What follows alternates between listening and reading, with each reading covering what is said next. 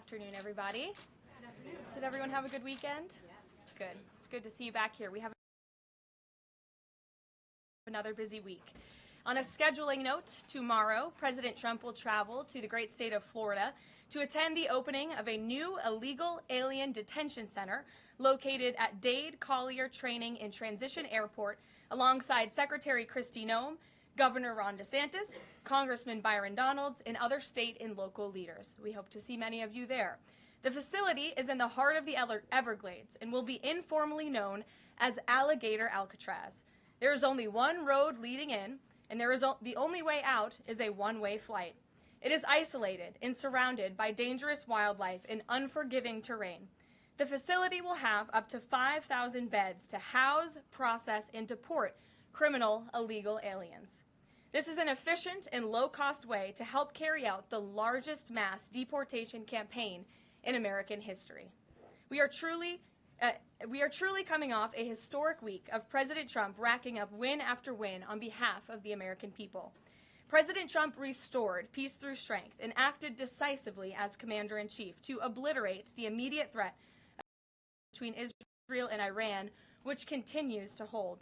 Then, the president traveled to the Netherlands and achieved a monumental win for the United States and the NATO alliance by getting our allies to dedicate 5% of their GDPs to military spending. As a result of President Trump unleashing American energy dominance, summer gas prices are at the lowest they have been in 4 years, heading into the July 4th week. And with the incoming Trump economic boom, the stock market continues to roar back, with the S&P 500 and the NASDAQ both hitting record highs. And on this point of an economic boom, I bring to you original correspondence from the President of the United States to our Fed Chair, Jerome Powell. As the President has consistently stated, the American economy is booming. And there were so many economic analysts who said that this president's policies would drive our economy down, when in fact we have seen the opposite. We've seen a massive deregulation campaign take place.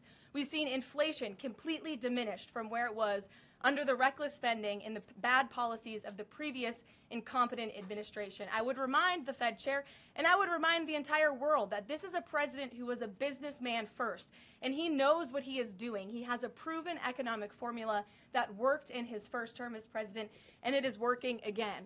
The one problem that remains is high interest rates for the American people. The American people want to borrow money cheaply, and they should be able to do that. But unfortunately, we have interest rates that are still too high. So the president sent this note to the Fed Chair today.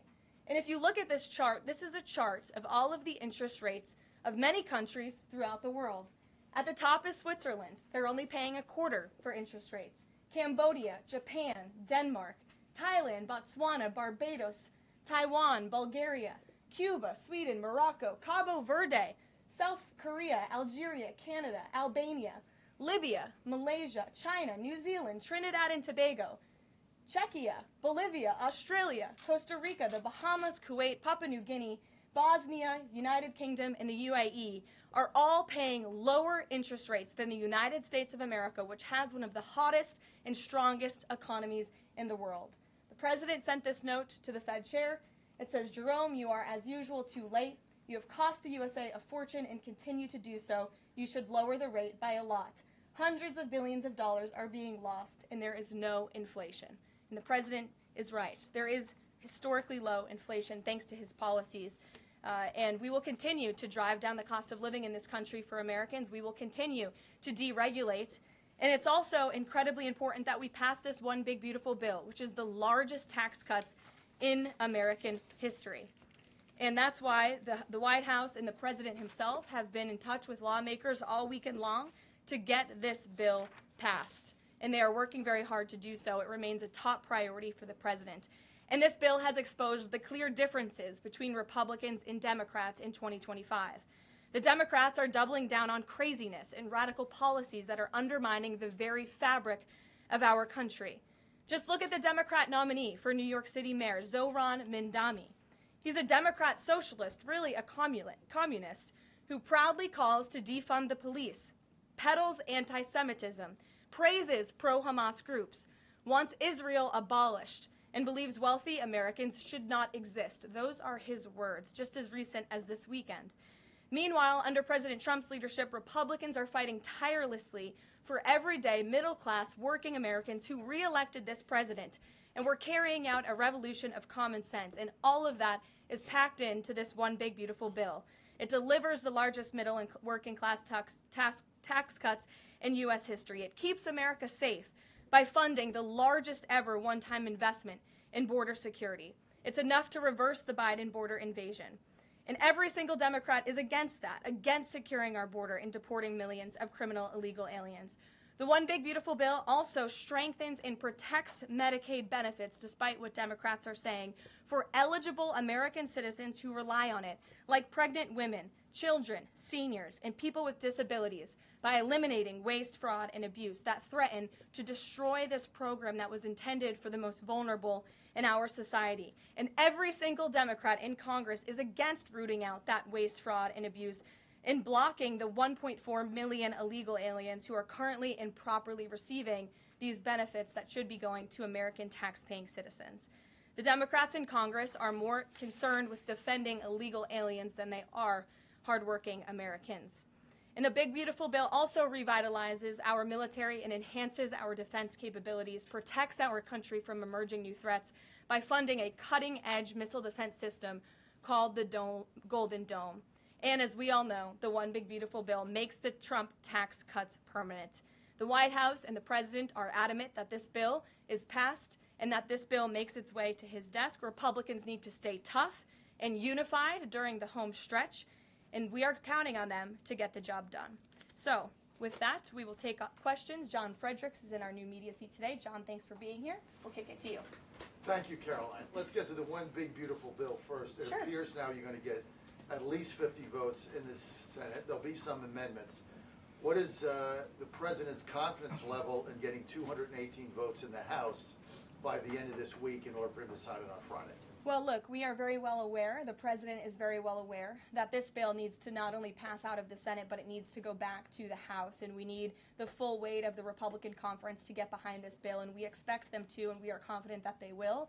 The president has been working hand in hand with Senate Majority Leader Thune and also our House Republican leader, or the Speaker of the House, Mike Johnson, both of whom will be at the White House today to meet with the president yet again. I believe they were here this morning, actually. I have one follow-up. Sure. You outlined Jerome Powell and the note that the president just sent to him. There are many who believe that Powell has been politicized in a lot of different ways. The president has not been shy about acting on things that he believes in. Why not just fire Jerome Powell and put in somebody that is going to lower rates? Why wait? Well, it's a good question, and one you can ask the president, because that's a decision for him to make. But you're right to point out the politicization of the Fed, and it's very unfortunate for our country. But Jerome Powell cut rates numerous times ahead of the election when Joe Biden was in this Oval Office, but now he refuses to, and the economy is in a much better place. So there really isn't a good explanation for that, and the president is rightfully calling attention to it. Thank you. Kelly. Good afternoon. On Iran, the president posted on his social that he is not even talking to them anymore. When we were at NATO, he said he expected the U.S. and Iran to have talks as early as this week, and that he might even want to see a written agreement. What is the update now if he's saying he's not even talking? So as I told you from the podium last week, I said the administration, and namely our special envoy Steve Witkoff, has been in communication both directly and indirectly with the Iranians. That communication continues. The president himself has not talked to Iran, which he pointed out in his truth statement. Peter. Thank you, Caroline. Does President Trump want Zohran Mamdani deported? I haven't heard him say that. I haven't heard him call for that. But certainly he does not want this individual to be elected. I was just speaking to him about it and his radical policies that will completely crush New York City, which is obviously a city that the president holds near and dear to his heart. There's this Congressman Andy Ogles. He wants the Attorney General Bondi to explore denaturalization proceedings because he thinks Mamdani could have misrepresented or concealed material support for terrorism based on rap lyrics he wrote in 2017. Does President Trump think this is a worthwhile use of the Attorney General's time? Well, I'll let the president speak to that. I have not seen those claims, but surely if they are true, it's something that should be investigated. And could President Trump see himself, you said you just talked to him about this, Could he see himself working with a mayor, Mamdani, somebody who, on Meet the Press this weekend, was given 3 chances to condemn the phrase globalize the intifada, but he couldn't? Yeah, look, the president is always willing to work with everyone. He's working with Democrats across the country, Democrat governors, and he said he'll work with people on the far left. He works with Republicans. He works with people in the middle. He wants to do what's right for America, but surely someone who holds these values and is quite literally a communist and condemns every value that makes this country great. Common sense, law and order, low taxes, working hard, and earning your keep in this country. He's against all of that, and I think the president would find it difficult to work with someone like that. If he is elected, I'm sure you'll hear more from the president on that, but we'll have to see. Hopefully the voters of New York City choose wisely. Sure. Thanks, Caroline. The president on Friday said that he was hopeful of a Gaza deal within the next week. Can you give us an update on any progress towards that, and on any talks that the White House is having with Israel on that? Sure. Well, I know that Mr. Dermer is in Washington this week to meet with senior officials here at the White House. I also know that this administration is in constant communication with Israeli leadership, and the president himself speaks frequently, as you know, to Prime Minister Netanyahu. But this has been a priority for the president since he took office, to end this brutal war in Gaza. It is because of this president that humanitarian aid is being brought into the region. It's heartbreaking to see the images that have come out from both Israel and Gaza throughout this war, and the president wants to see it end. He wants to save lives, and however, the main priority for the president also remains to bring all of the hostages home out of Gaza. As you know, his tireless effort has brought home many of the hostages, including all of the American hostages who were held there. So he wants to see both things happen, and we're continuing to work very hard to do those things. Sure. Yeah, thanks, Caroline. What is the White House's response to Senator Tillis's criticism articulated from the Senate floor yesterday, in which he said passing the big, beautiful bill would betray President Trump's promise to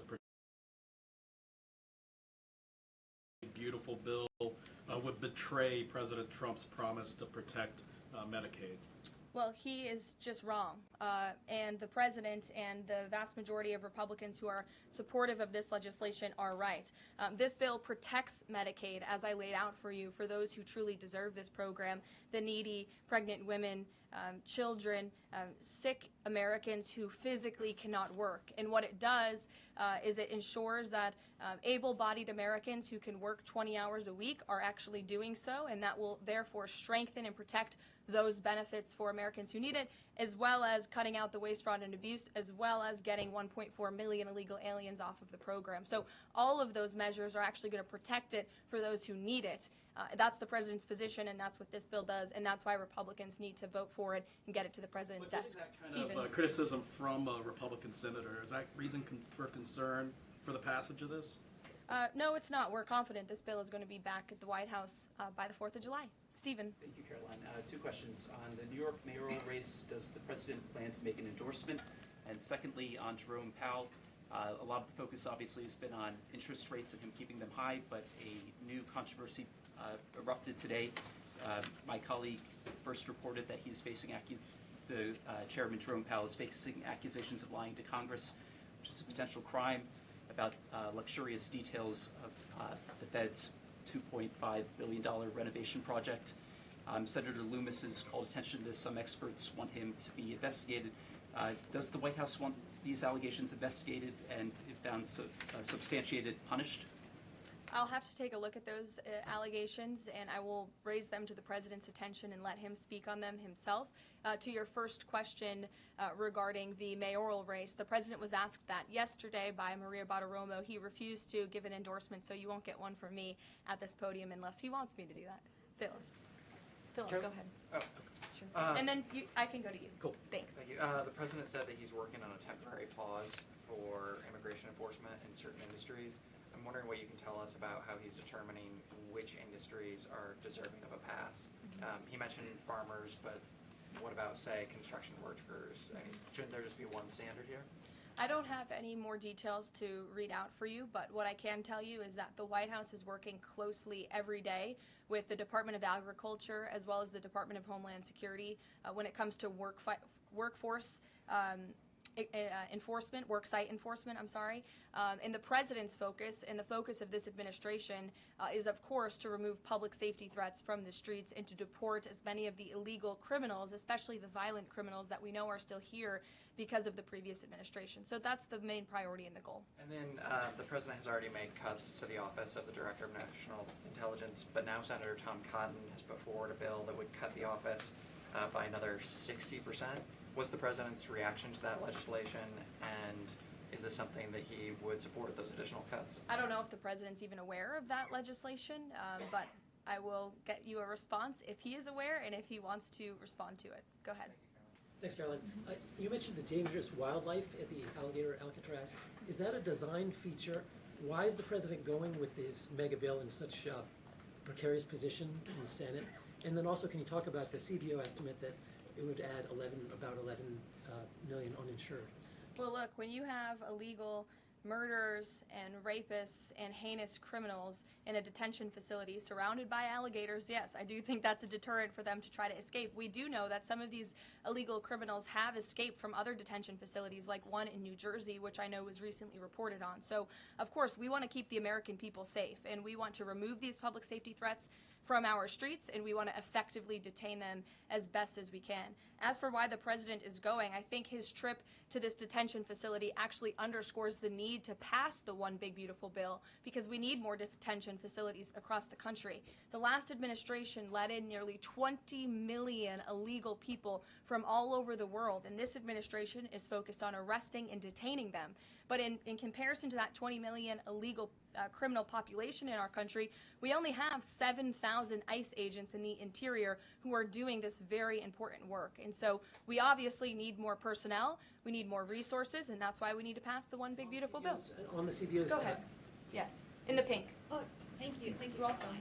Can you please share some details of China trade deal? Has the U.S. agreed to ease some export, technology export restrictions? Sure. Well, the final language that was agreed upon in both Geneva and in London was signed just past week. We can get you that final text of the agreement. Go ahead. Thank you, Caroline. Eamon, and then behind you. Okay, thanks, Caroline. So on Jay Powell, has the president got a short list of who he wants to see as Jay Powell's successor, and is he going to name a successor as early as this summer? I won't get ahead of the president on any announcements on that. Does he like Scott Besson for the job? Again, I won't get ahead of the president. And on TikTok, if you could, real quick, he said yesterday he's got a buyer, but the question there is, does he have a seller? And do you have any indication from the Chinese government that they've authorized a sale of TikTok to the U.S. or to U.S. buyers? What I can tell you is that these discussions with China regarding the sale of TikTok have been ongoing at the highest level, and they will continue. As you know, we have another 90-day extension. And it's just to continue to work out this deal and make sure that TikTok stays on for the American people. That's the president's main goal in this, while protecting their privacy and their security. Behind you. Go ahead. Thank you, Caroline.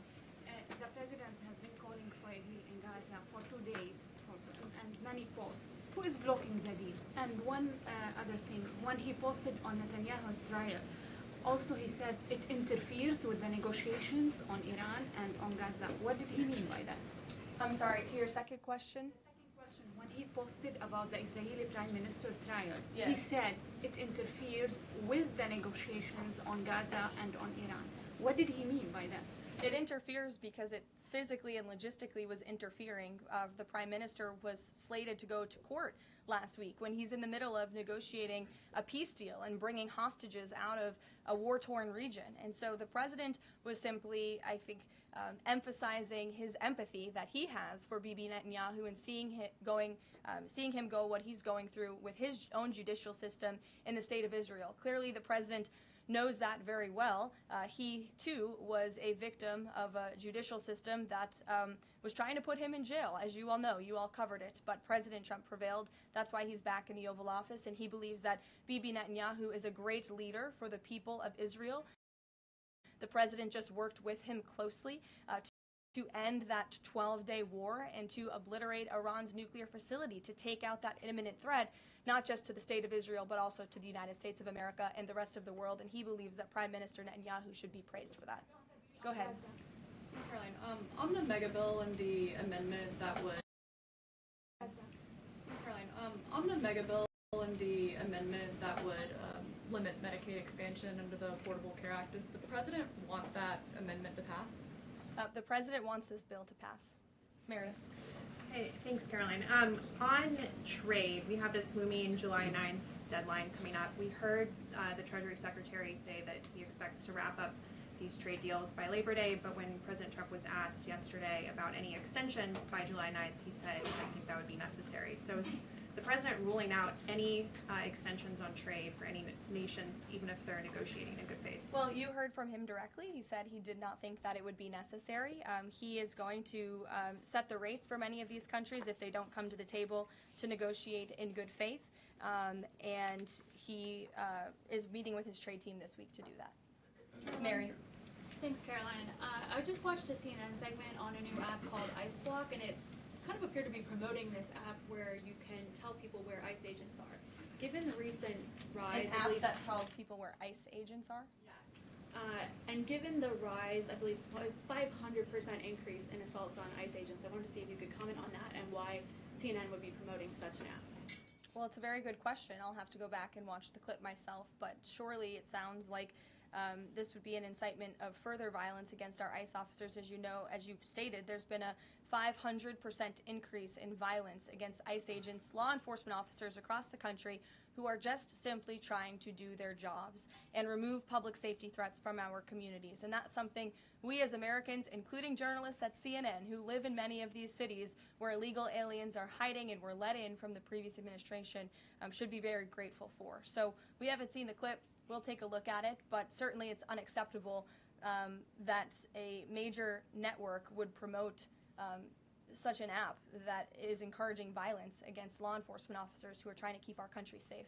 Caroline, Shelby. I just wanted to get a clarification on the Senator Rick Scott's amendment. It sounds like the president is agnostic about whether it's attached. Is that accurate? Look, I'm not going to get into the details of the discussions that are ongoing right now, but the president wants these senators to come to a conclusion, to get this bill back to the White House as soon as possible and make sure that it's a piece of legislation that can make its way back through the House as well. So obviously there's some ping-ponging between both sides of Capitol Hill right now, but that's why Senator Thune and Speaker Johnson are working with the president in lockstep every step of the way. In the back, News Nation, go ahead. Thanks, Caroline. The president did and then announce. in front of you, yes. In front of. Sure, I'll take both of you. The president did announce last week that the trade deal with India is closed, and this could happen anytime soon. Are there any roadblocks as of now? Are there any updates on that? And how does the president see this about China's role or its influence in the Indo-Pacific region? Sure, yes. The president said that last week, and it remains true. I actually just spoke to our Secretary of Commerce about it. He was in the Oval Office with the president. They are finalizing these agreements, and you'll hear from the president and his team, his trade team, very soon when it comes to India. And on China, how do we counter China on that front? Yes, I mean, look, India remains a very strategic ally in the Asia Pacific, and the president has a very good relationship with Prime Minister Modi, as you know, and he will continue to have that. Go ahead. Thank you, Caroline. On the reconciliation bill, Senator Tillis from the floor yesterday seemed to suggest President Trump was getting bad counsel on the effects of the bill. Is President Trump aware of the analyses, and there are several of these, that suggest if rural hospitals potentially close, if there are Medicaid patients in the millions that become ineligible for that? Yes, and that claim is just simply untrue. Rural hospitals comprise 7% of all hospital spending on Medicaid, and that illustrates that they have not benefited from the massive increase of waste, fraud, and abuse under the Biden administration. So this bill strengthens Medicaid. It will protect those benefits that hardworking Americans need, and that's why the president wants this bill to pass. The senator was wrong. The president put out a Truth Social post addressing it, and then the senator announced he's no longer running for office anymore. So I think that case has been closed, and the White House is continuing to focus on getting this legislation to the president's desk for his signature. Go ahead. Yes, you. Yeah, thank you so much, Well, Caroline. you and then you. There's confusion here. A question on Syria. Go ahead. Has the Syrian government get back to you that they are ready to join the Abraham Accord? Is there any discussion with the Syrian and Israeli government for having a security agreement? Is the first question. And the second question, what's the end goal for talking with the Iranian? Is that only focused on the nuclear program, or they are willing to speak about the other issues like the proxy groups on ballistic missiles or even trade with Iran? So as for discussions between Syria and Israel, you'll have to reach out to those respective governments. I can't comment on that. But what I can tell you is that this afternoon, the president will be signing an executive order to terminate the United States sanctions program on Syria. And this is promote and support the country's path to stability and peace. The order will remove sanctions on Syria while maintaining sanctions on the former President Assad, his associates, human rights abusers, drug traffickers, persons linked to chemical weapons activities, ISIS and their affiliates, and Iranian proxies. And this is, again, an action that the president promised and shocked the world with in Saudi Arabia because he's committed to supporting a Syria that is stable, unified, and at peace with itself and its neighbors. The president met with Syria's new president when we were in the Middle East, as you know, and so this is another promise made and promise kept by this president to promote peace and stability in the region. Go ahead, Alice. Questions on two topics, if you don't mind. Sure. Alice with NTD here. First on Canada. Canada says it's now dropping its digital services tax on American tech companies days after President Trump says he's halting all trade talks with Canada. First, what's the president's reaction to this? Can you tell us more about his call with Prime Minister Carney over the weekend? How did he get Carney to drop it? And also, what's the impact on American tech companies given this latest progress as the president says he has been fighting for American tech companies? It's very simple. Prime Minister Carney in Canada caved to President Trump in the United States of America.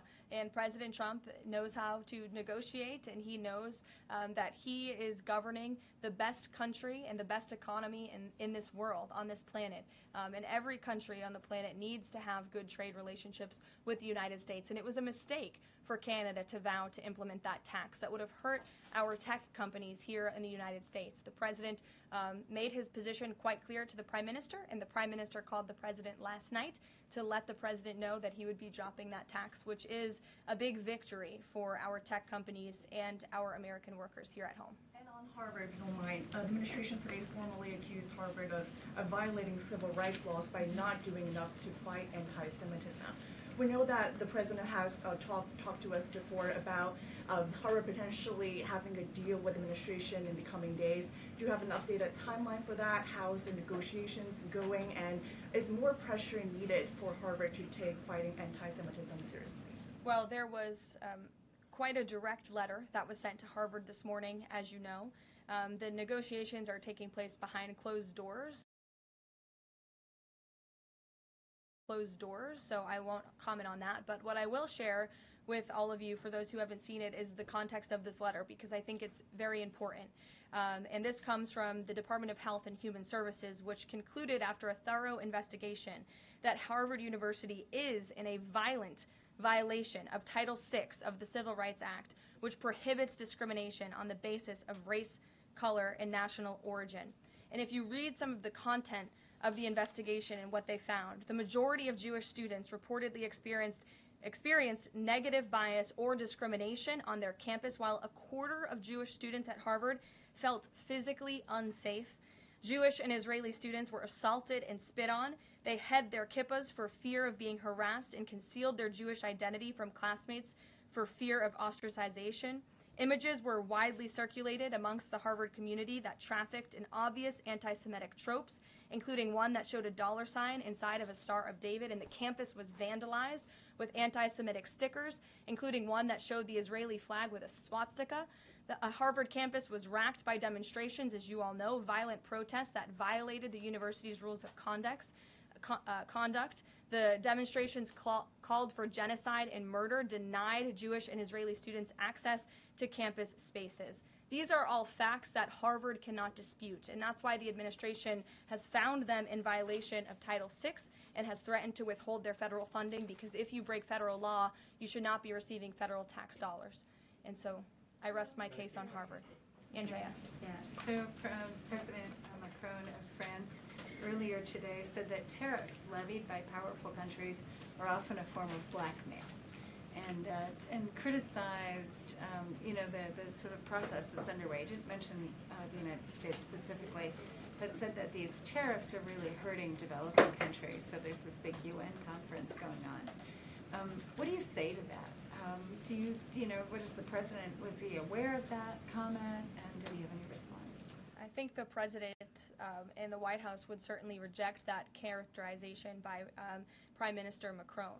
Tariffs are an effective use of presidential power to bring back the middle class, to bring back our manufacturing industry, which was the backbone of our American economy and has been hollowed out by globalist politicians who have caved to foreign countries instead of doing what's right for American workers. That's why the president is effectively utilizing his authority to wage tariffs and to utilize tariffs, and continues to be in discussions and negotiations on trade to do what's right for America. And Europe and the rest of the world might not be used to that, but President Trump is back in town, and he's going to do what's right for our people and our country. Can I just follow up on Netanyahu? So there's a report in Israeli media that the Prime Minister will actually be here, that Netanyahu will be here today meeting with the President. Can you confirm that? I don't believe Prime Minister Netanyahu is here today. I think you guys would know about that by now. Unless there's something going on I don't know about, but I don't believe he is. I do know he has expressed interest in coming to Washington and meeting with the President, and we are working on a date for that. I do not believe it is today, but that would be fun. You never know in this White House, let's be honest. Go ahead. Thanks, Karoline. Does the President support this new measure in the big, beautiful bill that would impose steep new taxes on new wind and solar projects? I believe you're referring to the credits for wind and solar projects. No, and I'm talking about the new tax. There's a new tax that it's estimated would add 10 to 20% to the cost of any new wind and solar projects that start after this year.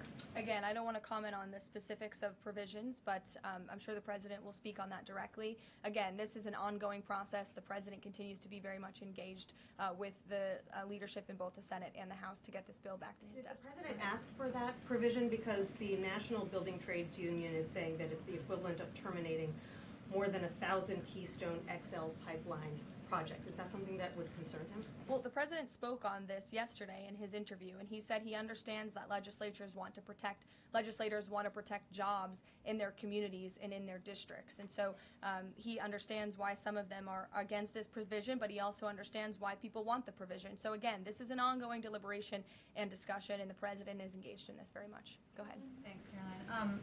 We've been hearing from White House officials for weeks that you're close on trade deals with a number of countries. Can we get any update on which countries will have deals by the 9th and when there may be any announcements? I'll let the President and the trade team speak on it. Can you respond to the CBO estimate that the Senate bill would increase the deficit by nearly $3.3 trillion?